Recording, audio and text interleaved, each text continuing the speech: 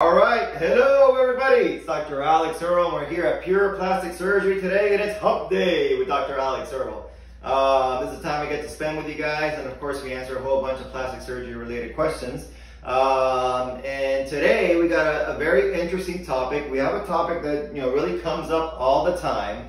So I kind of I'm going to delve into it a little bit, probably give a little bit more details. Hopefully you guys will have a better understanding what some of these terms mean and what it kind of might mean for you in the future. Okay, so one of the things that comes up very often is a round two versus a revision, and what is the difference, what qualifies you for one or the other, etc. And then the other thing that comes up all the time is the confusion between a round two and what I would call a stage two, which also has some differences there as well. So we're going to get into that topic. I'm going to talk about that for a little bit, but of course I'm happy to also answer any questions that you may have either regarding this or anything related to plastic surgery. All right, so to start, before we kind of get into it, the first thing that you should know, and I've said this a few times before, but certain cosmetic procedures, of course, they'll carry some sort of revision rate, some sort of round two rate, and there's numbers for these, but some of the ones that you guys are most interested in are the numbers regarding the BBL. Okay, and honestly, this is the one that comes up the most commonly, at least in my practice. So the overall revision rate, and these are numbers based on the national international gluteal surgeons. So these are numbers based on the society that's called the World Association of Gluteal Surgeons, which I am a part of, and this includes, like I said, surgeons in the US, in Canada, in Europe, in Central and South America. Okay, so taking all those numbers together, thousands and thousands and thousands of BBLs, and aggregating those numbers, we've come up with the overall kind of revision rate for BBL is approximately 10 to 15%. 10 to 15%, okay?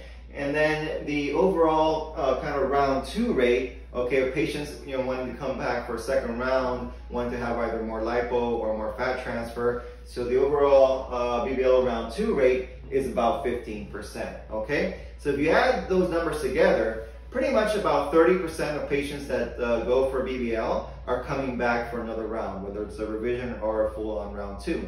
Okay, so that's definitely something that you already kind of have to internalize from the very beginning. If you're going to have a BBL, there's about a third chance that you're going to have another one. Okay, it's definitely within the realms of possibility, and it's not uncommon at all. And that's something that you have to kind of internalize and make sure that you're aware of that before you move forward, before you embark on your journey. Okay, it's just basically it's part of what could potentially happen when you do this surgery. Okay, so the first thing that might jump out at you is like, wow, revision rate 10 to 15%. That seems a little high. Why is it? And it's true. It's probably higher than most other surgical procedures. For example, breast augmentation, breast lift, tummy tuck, and things like that. And the reason is because there are so many factors that are out of the surgeon's control. Okay, so for example, quality of the fat, the fat absorption rates of that patient. For example, how well did that patient adhere to all the post-op rules? Did they do at least 10 massages by a very well-trained post-lipo masseuse? Did they wear the adequate compression? Did they did they feed the fat, or did they lose a bunch of weight after surgery? All these things come into play, and once a patient leaves the OR table, the surgeon really has no control over any of these factors, and they all affect the outcome. They all affect the outcome. Okay, so that's why that happens. Okay, so in terms of definition, round two is basically you're coming to do the same procedure over again because you want something more. Okay, whether it's more fat removed, whether it's more fat added, more projection, more hips, etc. Okay, And the key part there is that it's the same procedure. So basically you had a BBL and 9 to 12 months later you want to have a BBL again. Okay, you can't do it before then. I always, you can't repeat the same procedure. So you can't repeat BBL, or you can't repeat liposuction, or you shouldn't repeat it before 9 months. You want to wait at least 9 months before you do that. Okay. Now a revision is more like, okay, something didn't quite come out the way that we wanted it objectively. Okay, and we want to try to fix it. All right, that's more of a revision. Okay, so. What do sometimes or oftentimes patients think, okay, they may qualify for a revision, but it's actually a round 2, okay? These are where these things come from. So one of them is if the patient had too much fat. So pretty much almost any patient above a BMI of 30 is gonna have over 4 liters of fat, okay?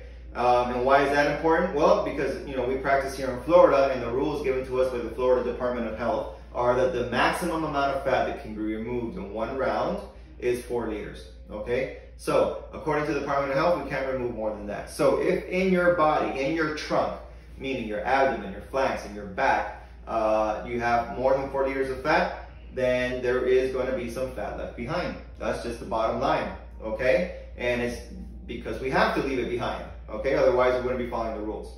All right, so if there's too much fat and you want more fat removed, that's not a revision, that's round 2, okay?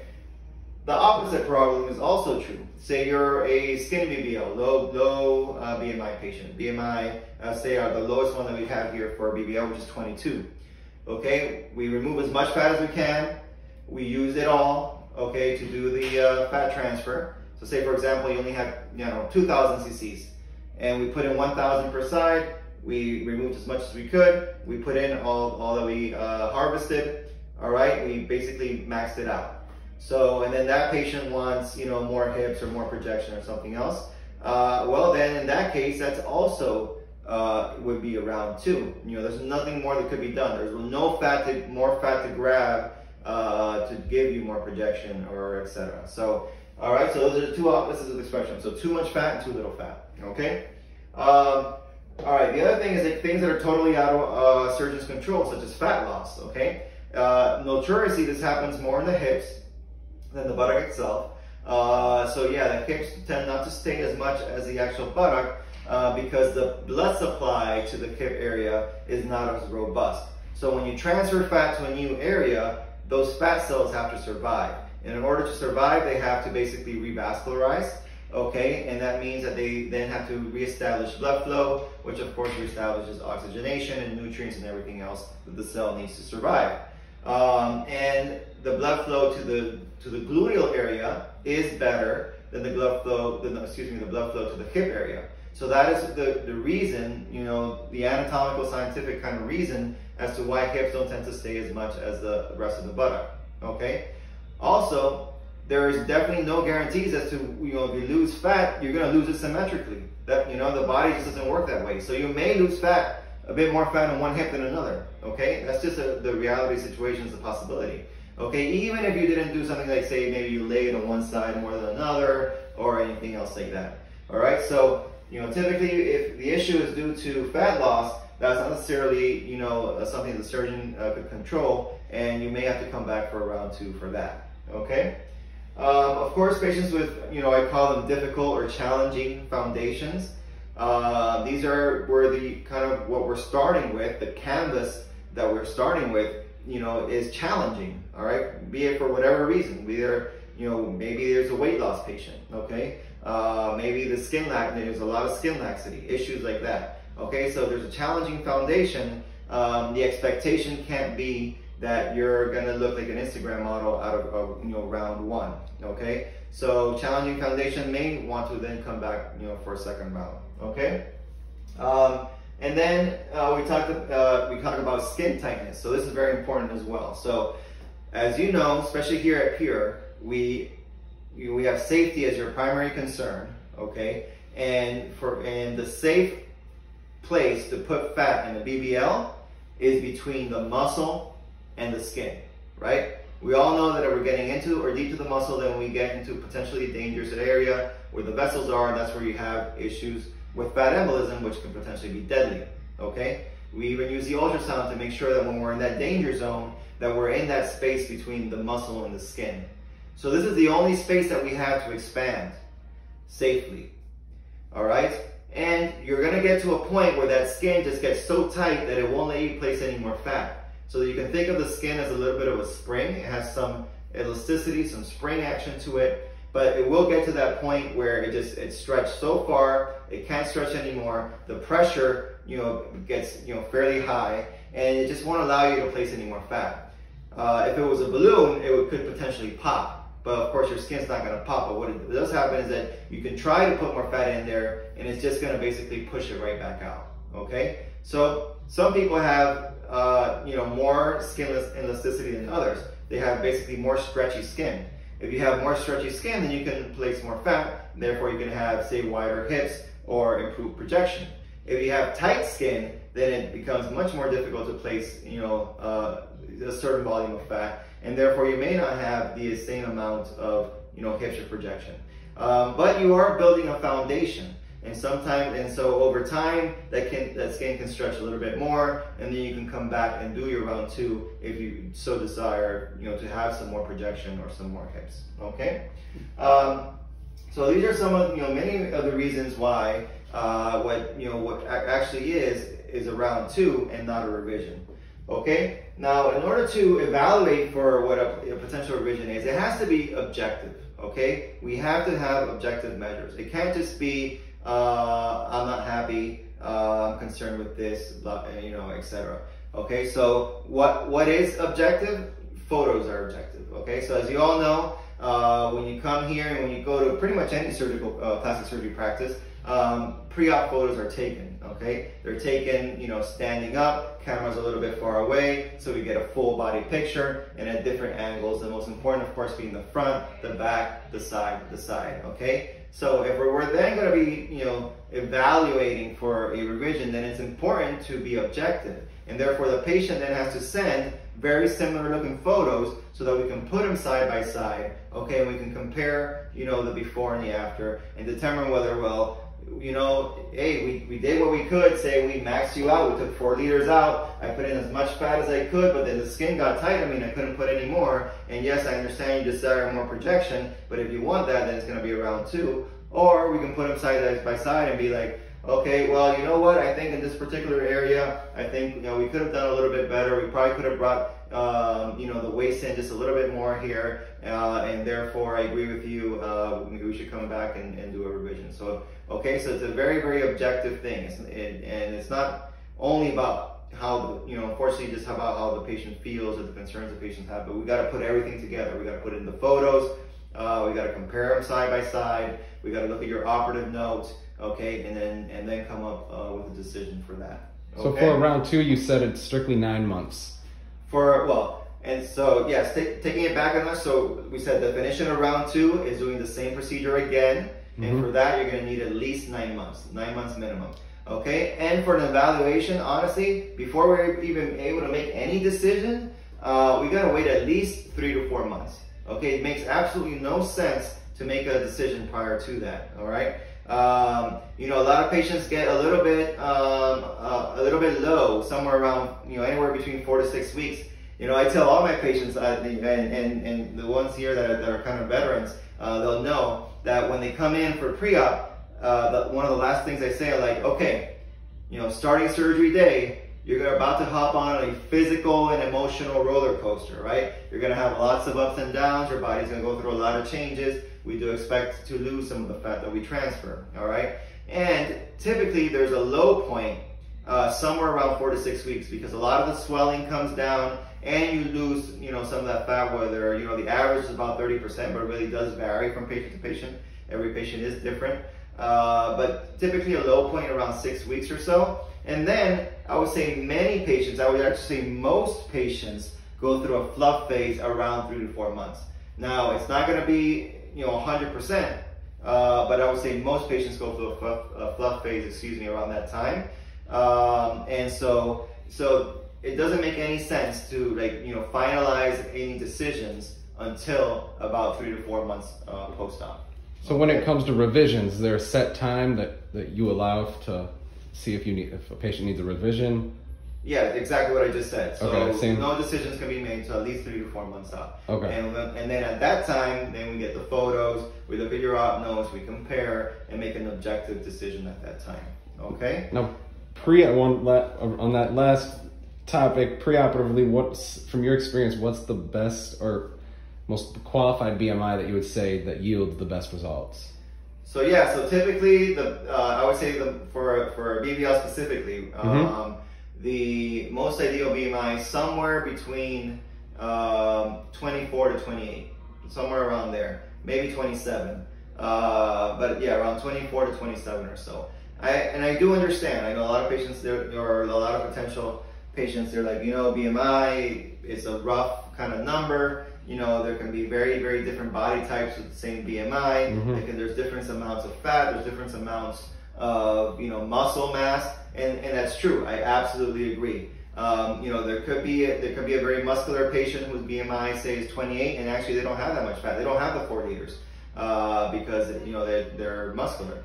By the same token, there can be a patient whose BMI is 26 who is very quote unquote fluffy and has a lot of fat, and we may get to 4 liters and have to stop at that point in time. So I understand it's a rough number, but we have to use something. With that kind of grain of salt, I would say that the most ideal BMI for BBL is somewhere between 24, 27 or so. Okay? Now, for patients who do not have enough fat and have potentially been turned away, what is their option? So typically it's to gain weight. So it's to gain weight, and I know, so this is a great question because there are other surgeons out there that say that doesn't work, and I don't agree with that. And let me explain why. Okay. So what is a BBL? Of course, a BBL is taking fat from one location, of course sculpting the body, but you're basically taking fat from one location and adding it to another. Once you become an adult, okay, the number of fat cells doesn't really change, okay? What does change when one kind of fluctuates in weight is the size of the fat cells, all right? But the size of the fat cells does matter in terms of harvesting them. It's easier to harvest fat cells that are larger than to harvest fat cells that are very, very small, okay? So that's why I think it does matter. So if you're starting with, say, a lower BMI, and you start gaining some weight, okay, those fat cells grow, they're easier to harvest, and then I can transfer them, all right?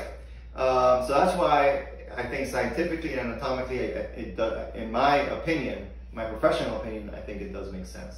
So if you're on a lower BMI and you want to BBL, then gain weight.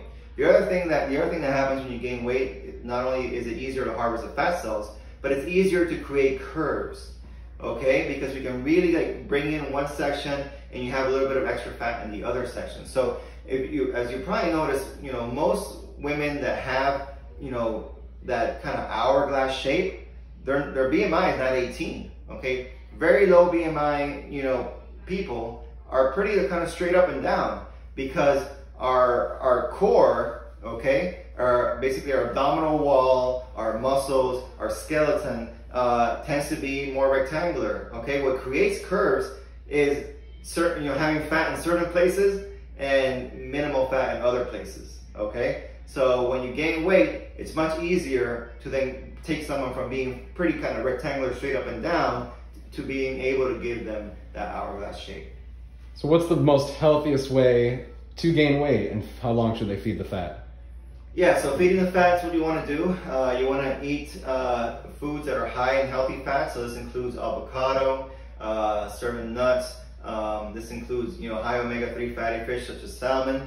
Of course, meats and steaks. And then, if you want to add to that, and a lot of patients need this, you want to add, milkshakes and ice cream, and maybe even something like Boost.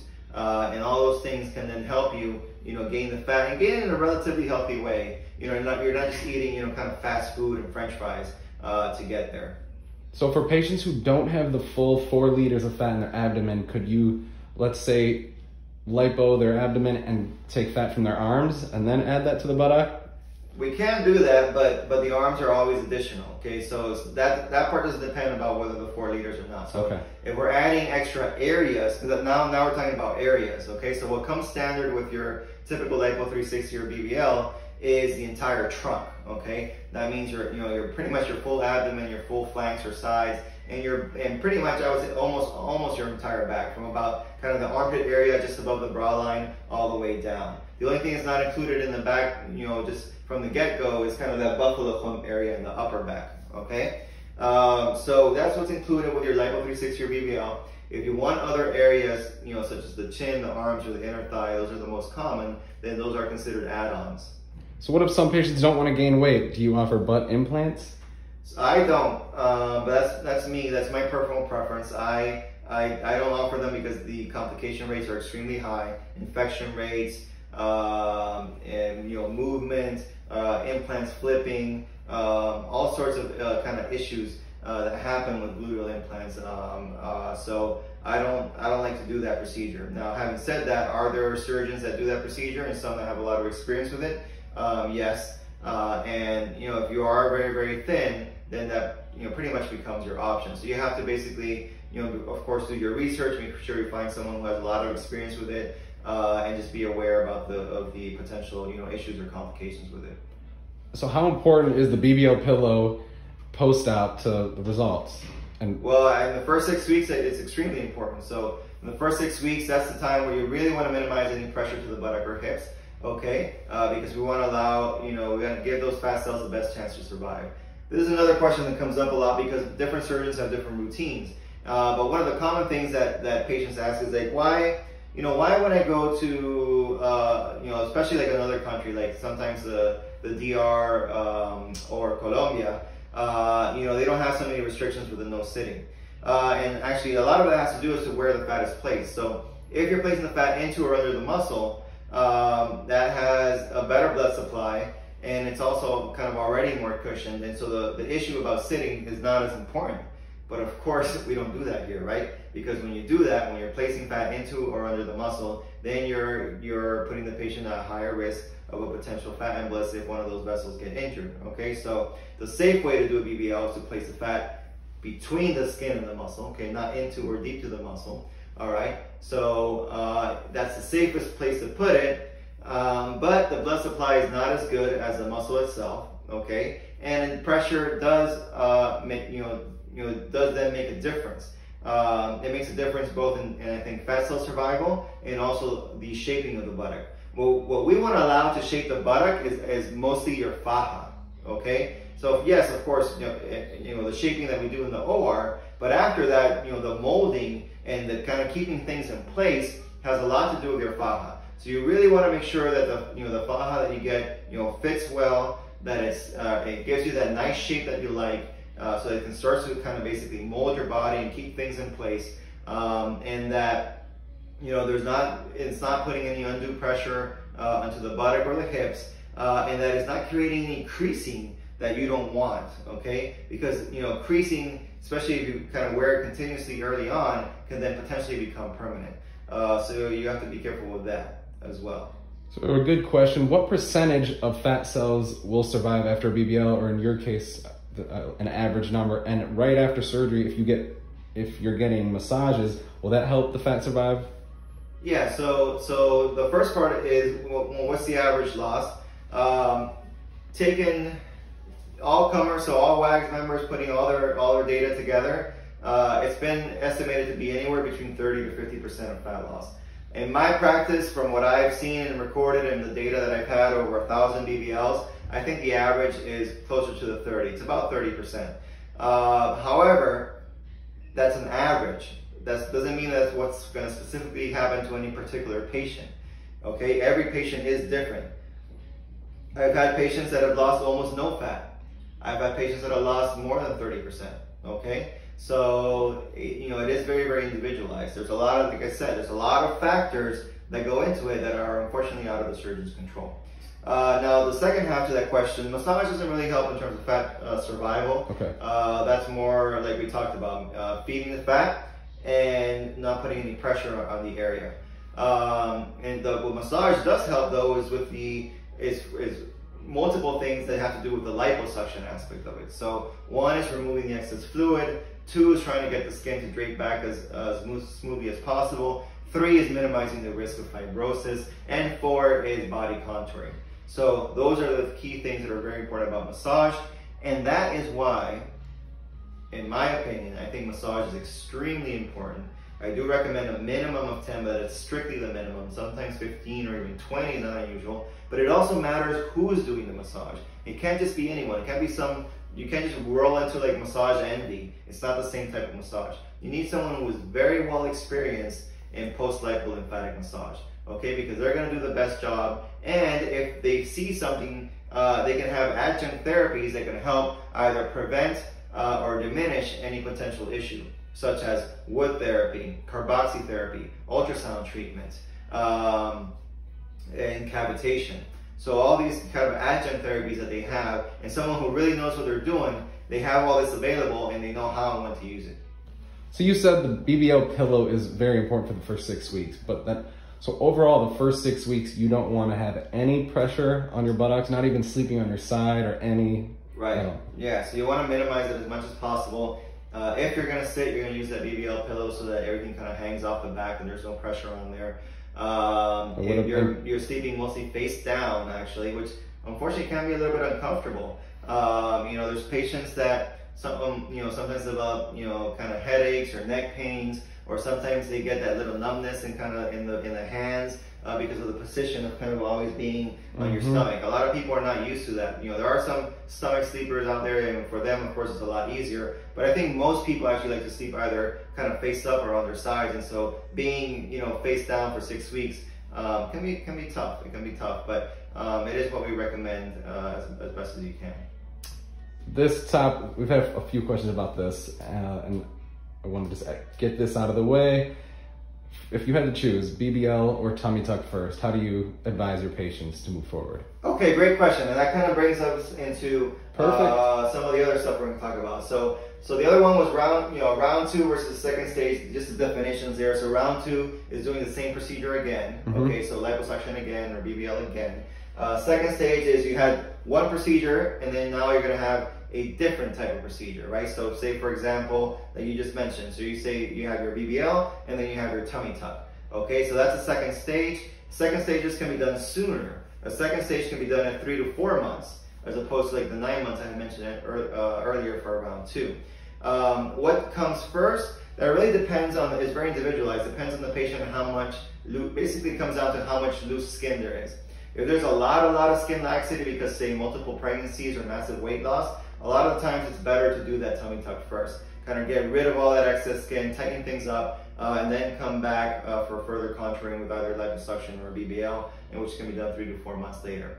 If you're having just like, I would say maybe moderate to, to a low degree of skin laxity, then it may make sense to do the lipo or BBL first. See how you do with your compression and massages. If you do really well, there may be a chance that you don't need to do that tummy tuck afterwards, but you give it a shot. But that's also one of the things that then gets confused a lot, which is this issue of skin laxity. And I'm not going to go into like all the details right now, but because I do have a talk on this, you can find it at the Pure Plastic Surgery IGTV, and you can also find it on our YouTube channel. And I think it's one of the most important talks that I have on there because it's a concept that is often not understood. It's not well understood, and it often gets confused for quote-unquote uneven lipo. Okay, so skin laxity is when the skin, and it has to do with skin elasticity as well, but a lot of the times the skin does not bounce back well. That's kind of what it comes down to. The skin doesn't bounce back well because it's been stretched out. Typically by pregnancy, one or multiple pregnancies, or fluctuations in weight are the two most common issues. And then there are other things that affect how well skin bounces back. So if you're a smoker or a lot of sun damage, or if you're of course an older patient, all those things don't allow the skin to bounce back as well. So if you had a liposuction or a BBL, and you don't have great skin, skin that's been stretched out, skin that has stretch marks, that has poor skin elasticity, and it's loose, okay, then that skin may not retract completely. That skin may not retract evenly, okay? And so the issue, the unevenness that is seen is due to skin laxity issues and not to uneven lipo issues, okay? And it makes a huge difference because the solution is quite different, okay? The solution to a skin laxity issue is not further lipo. The solution to a skin laxity issue is some sort of body tightening procedure. So if it's mild, it could be the body tight. If it's, say, moderate, it can perhaps be a mini tummy tuck. Or if it's from moderate to more severe, it would have to be then a full tummy tuck, okay? So that is how you fix the issue of skin laxity, okay? How long do your BBLs usually take, and has ultrasound technology that you've been using, has that added to your time or shortened the time of your procedures? Yeah, so I would say the average is, well, it depends on how big the patient is and stuff like that. You know, somewhere between 1.5 to 2 hours, 1.5 for smaller patients, 2 hours for bigger patients. Does the BBL add time? It did at the beginning. It did, and when I first started using it, I would say the average was shifted up by half an hour. But now I've gotten pretty used to it. I've been using it for multiple months now. So of course, like everything, you know, you when you start using something, you're slower. Once you kind of get into it, you're more efficient again. And the reason why it doesn't add any much more time, now, other than of course, just practicing and using it and being much more versatile with it, is the fact that I always say this, but I only use it in that zone that we call the danger zone, okay? So the danger zone, so if you have the, from the middle out to either side, okay? The danger zone is approximately 12 centimeters from the middle out, okay? So let me just draw that so it's a little bit more visual. Okay, so you have your buttock, okay? So the danger zone is going to be roughly about here and here. And this distance, okay, is about 12 centimeters. All right? So the ultrasound is being used when you're in this zone. Because in this zone is where if you inadvertently go too deep, is where you find those big vessels. The superior and inferior gluteal veins are the ones that are the ones that we worry about, lacerating and having a fat embolus, okay? So this is really the only area where you need to use, well, is the area where it's most important to use the ultrasound to make sure that your cannula, the tip of your cannula is in the right location, which is between that muscle and that skin. And so how much fat do we end up putting here? Typically, we don't do much more than, say, about 5 syringes or so. Each syringe is approximately 60 cc's. So when you're in this zone, you will end up putting somewhere around 5, maybe 7 syringes, but that's it. And then you're doing a lot of work out here, filling out the rest of the buttock and the hip area. And for that, we're not using the ultrasound because there are no dangerous vessels there. Okay, so yes, of course you have your technique and your feel, but you don't necessarily need the ultrasound because you know that you're not going to get into danger in that area. And so that area is just as quick as it ever as it was before. All right, so that's why I made at the beginning when I first started using it. Yeah, it took me a little bit more time to place those 5 or so syringes in that area with the ultrasound, but now I've gotten a lot more used to it, a lot more versatile with it. So now that time has gone down, and then the rest we do without it. Oh, I swear these go so fast. We're already at 33 minutes. I know you have to go soon, so maybe we can knock out a few more questions. Okay, sounds good. For patients who want to have a little balanced look, do you add fat to the thighs as well during a BBL? Well, I always try to kind of blend the look into the thighs, but yes, I agree with you there. I always strive actually for balance. I think it's one of the things that people kind of know me for. I like to give a balanced look. I don't like to give kind of like a stuck-on appearance or a very kind of like surgical or ant-like type of appearance. So you always want to kind of blend the hips into the thighs. The other thing that we didn't mention with the prior stuff we're discussing is like extreme vixen looks, right? Extreme vixen looks, of course, are more surgical looks. If you see someone who's an extreme vixen, then you know they had surgery and they didn't just have 1 round. They probably had 2 or maybe even 3 rounds to achieve that type of look. So that's another thing. If your goal is to have an extreme vixen look and to do it safely, meaning not overly aggressive lipo and not putting fat into the muscle, then it's very, very likely that you're going to need more than one round. Thank you. All right, 2 more questions.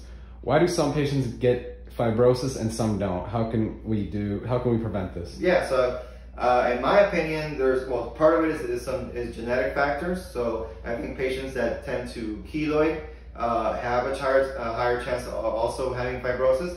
But I think really what makes the biggest difference is the post-op care. It's the compression, but more importantly, the massages. Okay, so like I mentioned before, you have to get a minimum of 10 massages, sometimes 15, sometimes 20, and it has to be done by someone who has a lot of experience with, post-lipo lymphatic massage. I think that makes all the difference in the world. All right, last question, and I'll let you go. I stand on my feet all day for work. How long should I wait to get back after a BBL? Well, I mean, technically you could probably go back, by 2 weeks or so. And of course, if you're being on your feet, that's not necessarily totally a bad thing because you don't have to sit. Therefore, you're not putting the pressure on the buttock and the hip area. But you will find that towards the end of the day, you are going to feel tired, and also that your legs are going to start to get swollen. Okay, so I probably recommend continuing to wear some compression stockings when you go back to work. Because we do expect that towards the end of the day, especially like around the ankles and the feet, you are going to have some swelling, but it takes a little while for your body to kind of readjust to everything. And by a while, I say it could be up 2 months, sometimes 3 months even, for everything to kind of go back to normal. So yes, you can go back to work a bit sooner. You can probably go back to work around 2 weeks or so. You just have to keep in mind that don't push yourself too much and that you are going to have some swelling. All right, thank you so much, Doc. I'll let you get going to your day. Okay, awesome. Well, I hope this helped everybody. Also, I want to tell all of you that are kind of listening in on the live right now that are also a part of our Facebook group that I know you've been waiting for that very, very special announcement, for that very, very special post. So we're going to be doing that later on tonight. We're very excited. So stay tuned, okay? All right, for everybody else, I will catch you guys next week on Hump Day with Dr. Alex Earle. Ciao.